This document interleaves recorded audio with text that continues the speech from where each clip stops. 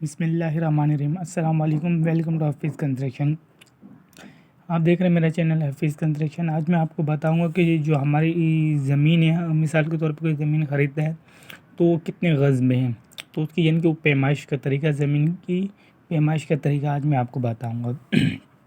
सबसे पहले आपने क्या करना है कि वीडियो शुरू करने से पहले आप दोस्त जो भी मेरे चैनल पे नए हैं, बराए करम मेरे चैनल को सब्सक्राइब कर दें, वीडियो अच्छी लगे तो लाइक करें और कमेंट्स करें।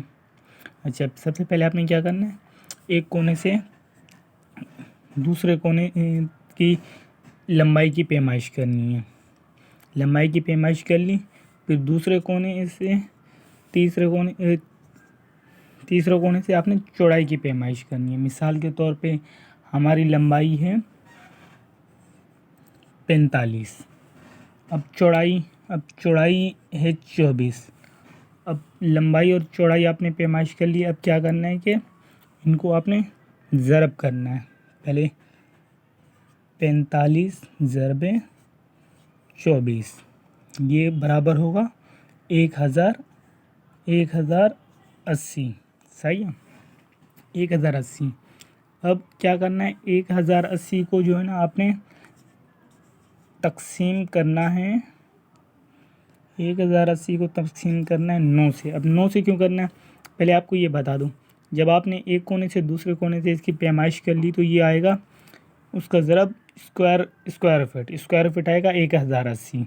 अब स्क्वायर फीट को हमने गज़ में करना है, तो गज़ में करने के लिए पहले आप ये समझ लें कि एक गज़ में 3 फीट होते हैं और एक स्क्वायर गज़ में 9 फीट होते हैं, तो इसलिए 9 से हम तकसीम करेंगे। अब जब 9 से तकसीम करेंगे तो हमारा जवाब आएगा 120। सही है।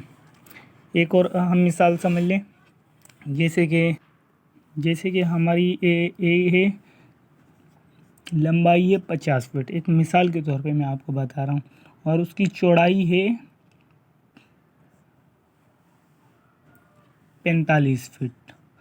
तो आपने क्या करना है, इसको ज़रब देना है 50 को ज़रब 45, तो ये हमारा बनेगा 2250। सही है।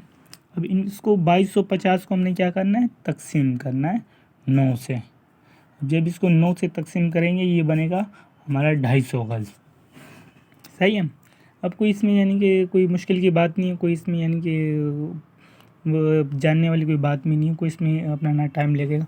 आपने क्या, एक सिंपल एक फ़ीता ले लेना कि आपको हार्डवेयर की दुकान से आसानी से एक फ़ीता मिल जाएगा 50 फीट का, 100 फीट का। फिर आपने क्या करना है, उसके कोने की पैमाइश करनी है। एक तरफ की लंबाई की पैमाइश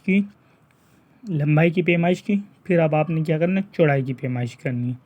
जब लंबाई और चौड़ाई की पैमाइश कर ली, लंबाई मिसाल के तौर पे 45 है, चौड़ाई 24 है, आपने उसको ज़रब देना है, तो मिसाल के तौर पे 1080 आएगा। अब 1080 को आपने करना है तकसीम। 1080 को जब हम तकसीम करेंगे, अच्छा 1080 को 9 से तकसीम करना है तो 120 गज़ आएगा। अब आपने किसी भी चीज़, बस आपने ये ध्यान में रखना है कि आपने लंबाई और चौड़ाई की पैमाइश कर ली और उसको ज़रब देना है। जब आपने के पास जो भी आंसर आएगा ना, आपने उसको 9 से तकसीम कर देना है। 9 से तकसीम करेंगे तो आपका स्क्वायर गज़ होगा। उम्मीद करता हूँ कि वीडियो अच्छी लगी होगी। वीडियो अच्छी लगे तो लाइक करें, कमेंट्स करें और हमारे चैनल को सब्सक्राइब करें। शुक्रिया। Thanks for watching.